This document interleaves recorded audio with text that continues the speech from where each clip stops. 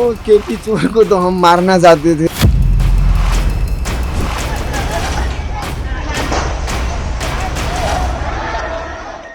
नेपाल का तांडव देखकर क्या आपको भी ऐसा लगा कि आपके साथ डेजा वू हुआ, जैसे आंखों के सामने बांग्लादेश और श्रीलंका की तस्वीरें आ गईं। नेपाल में तख्तापलट के लिए न सिर्फ पीएम और राष्ट्रपति का हाउस फूका गया, बल्कि संसद, सुप्रीम कोर्ट, मीडिया संस्थान को आग के हवाले कर दिया गया।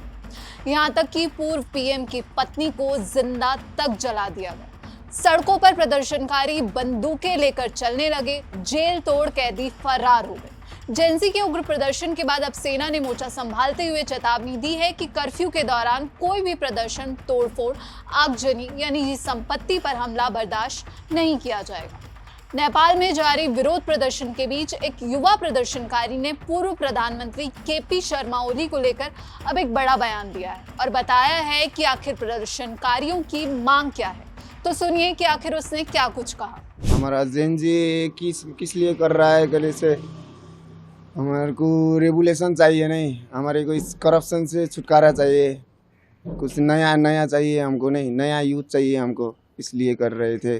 वो केपी चोर को तो हम मारना चाहते थे, अब क्या बोले, वो चला गया उधर, कहाँ चला गया नहीं, देश छोड़ के भाग गया। और सारे नेता को तो हमने पकड़ लिया हमने। शेर बहादुर देवबा, उसका पत्नी का आरजू देवबा, उसका भी सबका घर सर सब जला दिया। नहीं, वो केपी ओली भाग गया, हमारा देश का प्रधानमंत्री।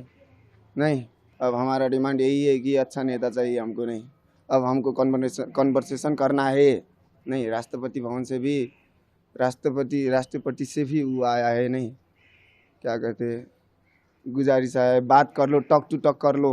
नहीं, वो आया है, अब आज पता चलेगा अब क्या होगा क्या नहीं होगा। नहीं, आज सब कुछ बात चलेगा, आज पता चलेगा। हाँ, वो तो है, आर्मी रूल तो हो गया है। नहीं, अभी अब ये प्रोटेस्ट अब नहीं चलेगा, शायद ऐसा वायलेंस तो नहीं चलेगा। अब जितना कल 2 दिन जितना हुआ वायलेंस, अब वो वायलेंस नहीं चलेगा। पर हम क्या चाहते हैं, देश में नया रूल्स आए, नया रेगुलेशन आए, यूथ अपने ही देश में कुछ कर पाए ना, इसलिए ये जेएनजी का ये प्रोटेक्शन ये वो हुआ था। केपी ओली भी भाग गया, हमारा नेता भी भाग गया, देश का भ्रष्टाचारी करप्शन वाला। अब हमको नया नेता चाहिए बस।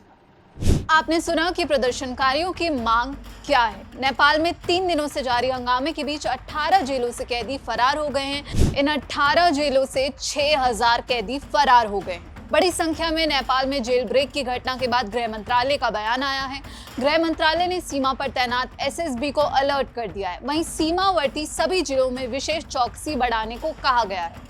गृह मंत्रालय ने आशंका जताई है कि नेपाल में सेना द्वारा बागडोर संभालने के बाद जेल से फरार लोगों के लिए जो धरपकड़ अभियान शुरू किया गया है, इस वजह से अपराधी नेपाल सीमा खुली होने के कारण सीमावर्ती जिलों में आकर शरण ले सकते हैं। वहीं पीएम मोदी ने भी नेपाल हिंसा को हृदय विदारक बताया है और अमेरिका ने यह भी कहा है कि सावधानी से संवाद हो, ताकि किसी के भी फ्रीडम ऑफ स्पीच का उल्लंघन ना हो और वहां के लोगों के हितों की सुरक्षा हो। और भारत ने भी यही अपील की है कि संवाद से, बातचीत से इस मुद्दे को सुलझाया जाए। और भारत सरकार ने ये भी अपील की है कि अभी नेपाल की यात्रा से बचे।